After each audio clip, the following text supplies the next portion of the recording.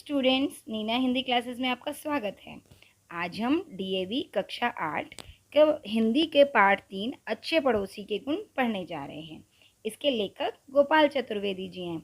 इस कहानी में लेखक पड़ोसियों के व्यवहार के बारे में बता रहे हैं। पुराने समय में अगर आपने देखा हो या सुना हो, पुराने समय में पड़ोसी कैसा व्यवहार करते थे। पड़ोसी हमेशा एक दूसरे की मदद करने को तत्पर रहते थे। वे रिश्तेदारों से भी पहले हमेशा पड़ोसियों की मदद करने के लिए तैयार रहते थे। लेकिन आज के समय में पड़ोसियों का व्यवहार कैसे है? आज के समय में पड़ोसी सामने तो बहुत ही चिंताजनक व्यवहार दिखाएंगे कि सबसे ज़्यादा चिंता वही करते हैं, अच्छा अच्छा व्यवहार करेंगे, लेकिन पीठ पीछे बुराई और कमियां निकालेंगे। ठीक है, तो देखिए, आइए इस लेख में लेखक किस प्रकार से पड़ोसियों के व्यवहार पर व्यंग्य कर रहे हैं। आइए इस लेख को पढ़ें। हमने जीवन में कई पड़ोस बदले हैं, पर इन सब परिस्थितियों के बीच एक शाश्वत सत्य कभी नहीं बदल पाया। हमारा पड़ोसी के प्रति दृष्टिकोण आज भी स्नेहमय, उदार और सहायतापूर्ण रहा है। हमें यकीन है कि हमारे पड़ोसी भी हमारे प्रति ऐसे ही नेक इरादे रखते हैं। हमारे एक पड़ोसी की पत्नी हमेशा बीमार रहती थी। हम उनके पति की शक्ल देखते और एक ही सवाल दागते, आज भाभी जी का क्या हाल है। यह वैसे ही होता जैसे किसी काने से कोई रोज दरियाफ्त करे कि भैया उस आंख में रोशनी आई क्या। पड़ोसी कुछ समय बाद हमें देखते ही झुंझलाते और खुद ही आश्वस्त करते, आपकी भाभी जी की सेहत सुधर रही है। इसमें लेखक क्या बता रहे हैं? ये बता रहे हैं कि हमने बहुत सारे पड़ोस बदले हैं जीवन में, और लेकिन उन सब पड़ोस में एक सच जो है वो नहीं बदला। वो क्या? कि हमने अपने पड़ोसियों के प्रति हमेशा स्नेह में उदार और सहायतापूर्ण दृष्टिकोण ही रखा है। और ये उम्मीद करते हैं, इन्हें यकीन है बल्कि, कि जो पड़ोसी हैं वो भी ऐसे ही इरादे और ऐसा ही दृष्टिकोण इनके प्रति भी रखते हैं। अभी आगे चल के बताते हैं कि इनके एक पड़ोसी की पत्नी हमेशा बीमार रहती थी, और ये जैसे ही अपने उस पड़ोसी को देखते वैसे ही उनसे एक ही सवाल करते कि आज भाभी जी का क्या हाल है। और ये सवाल ऐसा ही होता कि जैसे कोई किसी काने से पूछे कि भाई उस आँख में रोशनी आई क्या।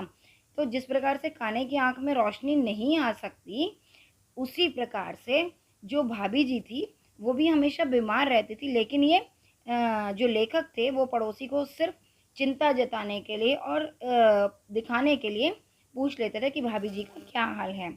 अब क्या था, जो लेखक के पड़ोसी थे वो भी समझ गए। अब वो भी जब भी इनको देखते हैं और सीधा उनके पूछने से पहले ही बता देते हैं कि आपकी भाभी जी की सेहत सुधर रही है। आइए आगे पढ़े। हम घर जाकर अपनी श्रीमती जी से इस महान नारी के जीवन की तारीफ करते नहीं अघाते। 1 साल से बिस्तर पकड़े हैं, अच्छे अच्छे टैं बोल जाते हैं इतने दिनों में, पर यह तो लगता है कि भगवान के यहाँ से अमरौती खाकर आई है। यहाँ लेकर क्या कहते हैं कि पहले तो वो बता रहे हैं कि हमेशा अपने पड़ोसी से पूछते रहते हैं कि भाभी जी की सेहत कैसी है, लेकिन घर आते ही क्या करते हैं, अपनी पत्नी से बात करते हैं कि अच्छे अच्छे मृत्यु को प्राप्त हो जाते हैं ऐसी हालत होने पर। लेकिन वो तो लगता है अमरौती खाकर आई है। अमरौती मतलब अमर होने की दवा, जिसकी कभी मृत्यु ना हो।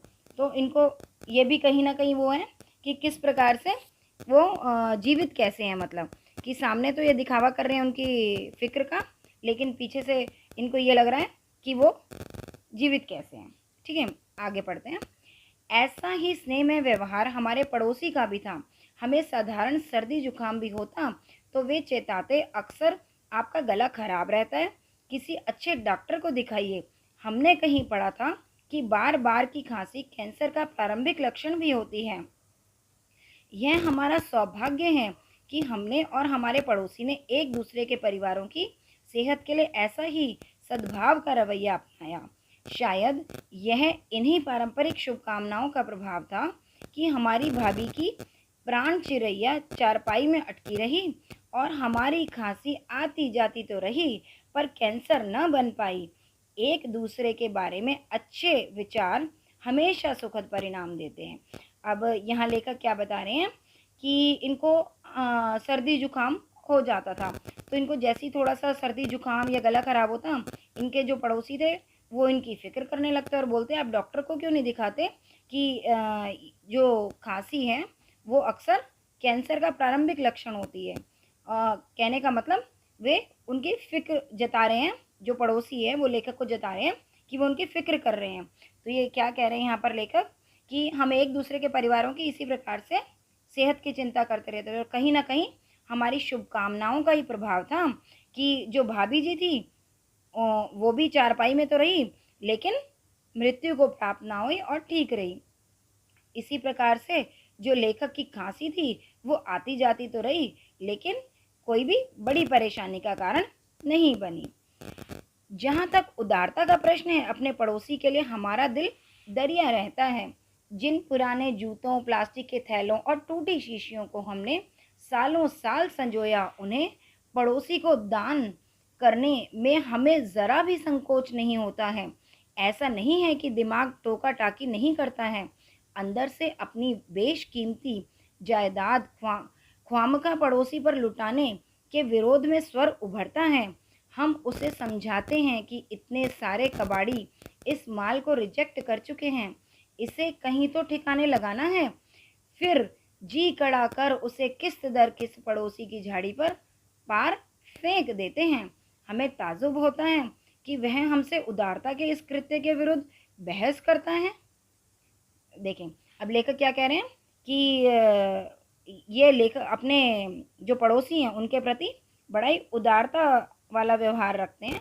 ये बोल रहे हैं जो पुरानी चीज़ें जैसे पुराने जूते, प्लास्टिक के थैले और टूटी शीशियाँ जिनको सालों साल संभाल के इन्होंने रखा, जिसे अब कबाड़ी भी रिजेक्ट कर चुका, मतलब कबाड़ी भी लेने को तैयार नहीं है, उसे अपनी क्या बता रहे हैं, बेशकीमती जायदाद बता रहे हैं। और ये उसको क्या करते हैं, इन पुरानी चीज़ों को अपने पड़ोसी के झाड़ी पर, पड़ोसी के सामने वहाँ पर थोड़ा थोड़ा किस्त दर किस्त, मतलब थोड़ा थोड़ा करके पड़ोसी के सामने फेंक देते हैं। पर लेकिन इनको ये समझ में नहीं आता कि इनके इस काम के बदले पड़ोसी इनसे बहस क्यों करने लगता है। मतलब इनको कहीं ना कहीं अपना ये काम, जो कि कूड़ा पड़ोसी के घर के आगे फेंक रहे हैं, वो इनको सही लग रहा है और इनको लग रहा है कि हम उन पर एहसान कर रहे हैं। आइए आगे पढ़ें। कहता है कि जाने कौन जंगली उसके घर में सड़ा गला कूड़ा फेंक जाता है। यह हमारी सामाजिक उपलब्धि है कि हम एक दूसरे का नाम लेकर बुरा भला नहीं कहते हैं। बुरा भला कहना होता है तो इशारे से कहते हैं, इसलिए कहावत है कि समझदार को इशारा काफ़ी है। अपन स्वभाव से अहिंसक हैं, कौन झगड़े झंझट में पड़े। हम जानबूझकर मूर्खता का अभिनय करते हैं और पड़ोसी के सामने कूड़ा फेंकने वाले को डट कर कोसते हैं। अगले दिन हम अपने दरवाजे को कचरे के ढेर से सुशोभित पाते हैं। हम भी पड़ोसी के उस तीसरे गिरे हुए इंसान को हर प्रकार का संक्रामक रोग लगने की बद्दुआ देते हैं।